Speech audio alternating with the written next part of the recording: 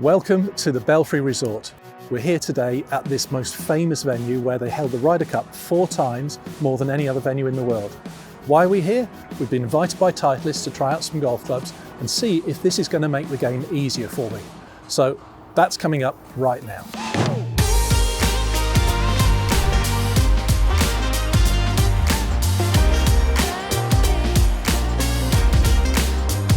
Okay, so we're in the Titleist fitting centre. We're going to try out my old Ping S56s, which are now 14 years old, against the new Titleist T350s to see what happens. Rachel's going to take me through those, going to see what actually happens with the different settings to my old golf clubs. The thing to think about these, and I'm sure a lot of you senior golfers think the same thing, I bought these 14 years ago. Not only are they 14 years old and technology has moved on, but I'm 14 years older as well. That means that things have changed a lot from when I bought these golf clubs. So I'm trying to find a golf club that's going to fit my swing now. So I'm going to hit some shots with my old trusty S56s and let's see what happens.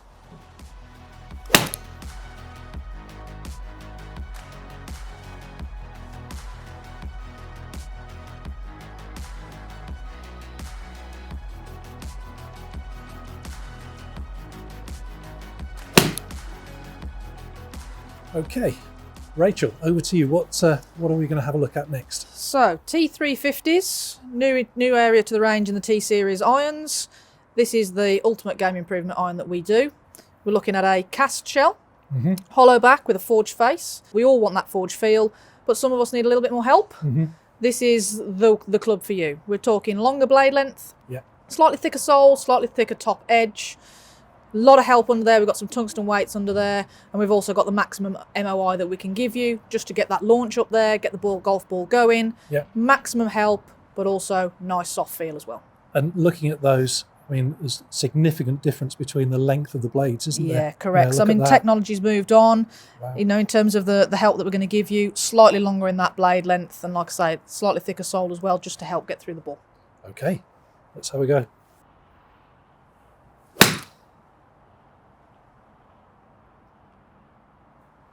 Nice ball flight. Yeah, great ball flight. That's a great ball flight. But I mean, the main thing to see, difference in the launch parameters, difference in the ball flight. I mean, when you look at the height that we're getting with that, 79 feet, talking really, really good height. Whereas with yours, we were down here. 72. So straight away, you know, although it's very strong in the loft, people naturally assume stronger loft. We're going to start getting lower ball flight. Actually, we've engineered the head. So actually, although it's stronger in loft, we still get the launch that we need. We still get the golf ball going in the air. Maximum help, you know, in terms of ball speed as well. When we look at what yours is doing in terms of the ball speed, less help in the head. Harder to get the golf ball getting out there. The minute we put you into the newer product, ball speed then jumps up. So we're 9 miles an hour more in terms of that ball speed. I could actually feel that as that's coming off the club, that my old clubs are starting to feel a bit dead. And that felt really lively off the face. Really lively, punchy. You know, gets the golf ball out there. You're having to do less work. Clubs helping you out. That's the whole point of this iron. The last thing we want to do is give you a golf club that you're having to do the work with. What I think would be interesting to try is, I mean, I was just trying to swing those kind of fairly normally, would be to see what would happen with an off-centre hit as well. So if I kind of deliberately hit them a little bit toey, and see what the difference is between the two of them. Let's do that. In that regard. Yeah, that was toey. That was toey. So ball speed's dropped off. So whereas we were down, you know, down on ball speed anyway, but now we're even worse. Even worse. Right, okay. Let's try and hit this about the same part of the club.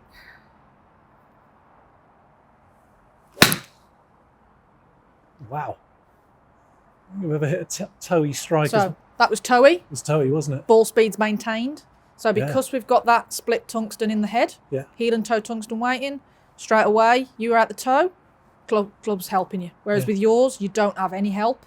So the minute you don't catch the middle, ball speed plummets, spin rates plummet, golf ball drops out the air really, really quickly.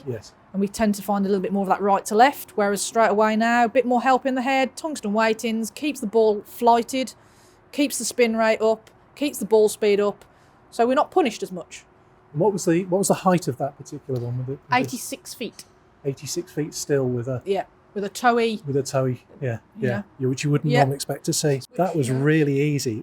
I mean, there's a deliberate hit around about here on the toe of the club, well off centre, but the way the ball flew, you really wouldn't have known that. My golfing buddies wouldn't have known I'd mishit that one. That's with a fairly heavy shaft in it, isn't it? Should we try that with something with a lighter shaft as well? Naturally, as we want to get more spin, more height, generally you tend to go lighter or softer in the shaft. Mm-hmm. First trick would be to go lighter. So we don't want to necessarily change the flex, but let's go a little bit lighter. We would then hopefully see a slightly higher ball flight. Here again, this is something that I'm thinking, I'm 66. As I say, I was 52 when I had those clubs originally. I'm 66 now. I know I can't deliver that same energy into the ball I used to be able to do. So I'm thinking I need to go lighter, possibly even graphite. I think Rachel kind of indicated earlier on that she probably thinks I should be in graphite. There's a lot of stigma around graphite, but ultimately it's a really good workhorse for that player that needs to get help with launch and spin. Yeah. And it's amazing how many golfers come in that think they hit the ball really high when actually they don't hit it high enough. Yeah. We can all benefit from more height, more spin, because ultimately that's going to give us more carry. Yeah. What we want is that end goal to be in a position whereby we can launch the ball a bit better, keep that spin rate up, keep the golf ball in the air a little bit longer, and then get the descent angle coming in steeper. It's going to stay there. Ultimately then we carry it further, stop it quicker. Yeah, nice. Ooh, didn't like that. Probably should have had a wee practice swing with it first, just to feel it. Yeah. You can feel the difference. I was going to say, can you feel the difference? You can probably feel the head a little bit more. Yeah.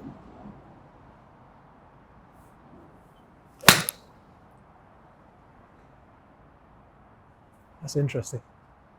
Definitely higher. Yeah. I've got to do less work. Yeah.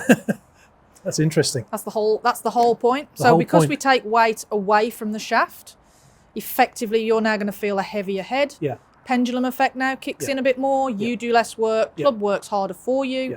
We're going to get into the back of the ball a little bit more. We're going to kick the head through a little bit more launch, higher ball flight. So that one was 90 feet. Yeah. First time you've got into the 90s, and that's purely by taking some weight out of the shaft. Again, really could feel that the very first shot I hit felt really bad.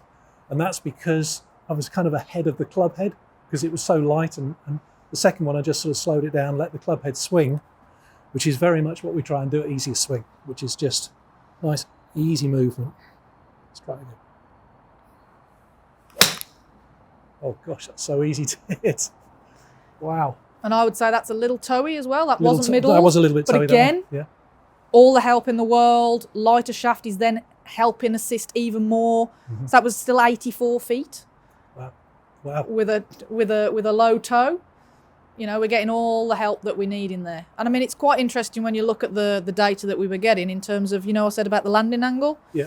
So when we had that slightly heavier shaft in, we were coming in at 42.5 degrees, which is just a little bit low in terms of the landing angle. The minute we went into that slightly lighter shaft, we're now 2 degrees steeper. Right.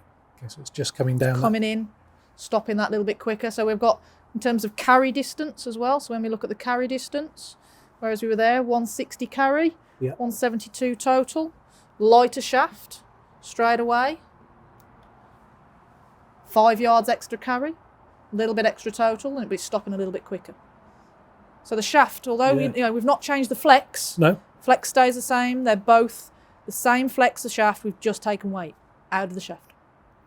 Okay, and I mean, I'm kind of averaging around the 75, 80 mile an hour, maybe a little bit topside at times. Yep. Would you say that's stiff shaft at my stage, or would you even go back? I'd be potentially trying, let's go reg. Yeah. Let's see how that works. Mm-hmm. That's automatically then going to punch the ball up a little bit more. Yeah. It all depends on the profile of the golfer that we get in with that dynamic swing. So, if we get somebody that can get quite steep on the back of the golf ball, we may actually say that when you're on that cusp, we may say, let's go into the stiff. Yeah. But anybody that's a little bit more shallow, that reg. Yeah. So it really comes down to the golfer. That's why fitting process is so important. Yeah. Interesting. Okay, try me a graphite. Let's go graphite. I haven't hit a graphite iron in a long time. I think you'll be pleasantly surprised. Like I said, there's a lot of stigma around graphite shafts, but I think the technology in graphite shafts has moved on so much, especially in the 14 years that you've had your clubs, that I think you're going to see a big change in how that club operates. Big feel difference as well. Well, one of the things I do know from the days when I used to do fitting myself was that I told a lot of golfers, it does depend on the climate you play in, because if you play like we do in the UK, in fairly kind of irregular climates where it can be hot one day, cold the next, steel doesn't like cold very much, and it doesn't flex very well in cold. Graphite doesn't really change between cold and warm, so it doesn't really matter too much. So that's another consideration. And another thing that I used to say, and I don't know if you would bear this out, but steel doesn't like being flexed very much, and as it gets older, it gets stiffer. And again, I can feel that in my clubs that they've got a bit stiffer in time. Graphite will tend to stay the same no matter how long you have it. Yeah. So it's and the other thing as well, durable. Again, with that landing angle, the kind of course that you're playing as well. So if you're playing linksy courses and that kind of thing, people naturally assume, actually, I want to start running the ball more. Actually, you're going to get a bit more control if we can get the golf ball flying a bit higher, stopping a bit quicker. Yeah. You know, the greens are normally quite firm. Yep. So actually, again, the kind of course that you're playing is also going to potentially impact what we're going to do. Yep. Yeah. So you're going to see a considerable weight difference. Feel the club head now. Yeah. But I mean, where we've gone from 130 gram down to 100 gram, and now we're 60. Oh gosh, that's so light. that's weird. You're really going to feel the head. Yeah, I can really feel the head. Yeah. There we go. Wow. That's a different ball flight. That's not my 7 iron. That's very different. That's very different from my 7 iron, isn't it? Again, we're popping up, and now look at the landing angle that's coming in. Yeah. So it's a lot steeper. Now, obviously, when we start going into the higher swing speeds, something of this sort of weight, we're actually going to then start again a little bit of counterproductivity, because actually then we start seeing, you know, the club is going to work less with you. So, you know, if we're in that more moderate swing speed, if that was mid-70s, you'd probably see the golf ball going a little bit further. Yeah. But I mean, in terms of that landing angle, I mean, that's really, really good. We're now in the threshold of where we'd want to be. So whereas in that heavier shaft, we were coming in really shallow. Yeah. Took you into a lighter steel. We got better. We were on the cusp of the threshold, and now going into that graphite shaft, we've now got you over the threshold. It's interesting. I mean, that seriously, folks, I've never hit a ball flight with a 7 iron like I've just hit that. That was a really different ball flight to my normal ball flight. Yeah. Really interesting. I've got to try it again.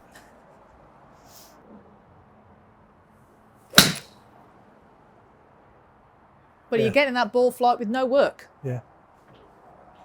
You know, and that's so the key. Easy. The club's doing all the work for you. It is, yeah. And again, landing angle. You know, I said to you, minimum 45 degrees. Yeah, it's on the right side. There you go. Wow. So because we've gone into that really light graphite shaft, really kicky at the bottom end. It's really kicking. I can feel it, yeah. Again, peak height goes up, carry goes up. Because we've got that landing angle even steeper, stopping it really, really quick. Yeah.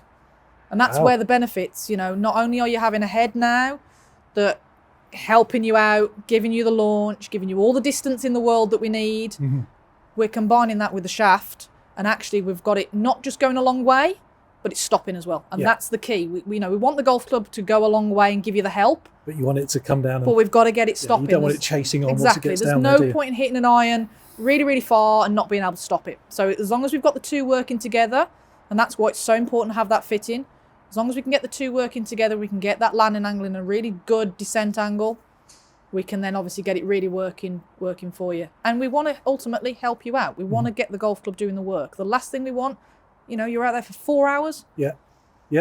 Is you having to do a lot of work when you're out there. Exactly. And again, for seniors in particular, and, you know, bear in mind, my club head speeds are around the 75 to 80, maybe even top side of 80 a bit.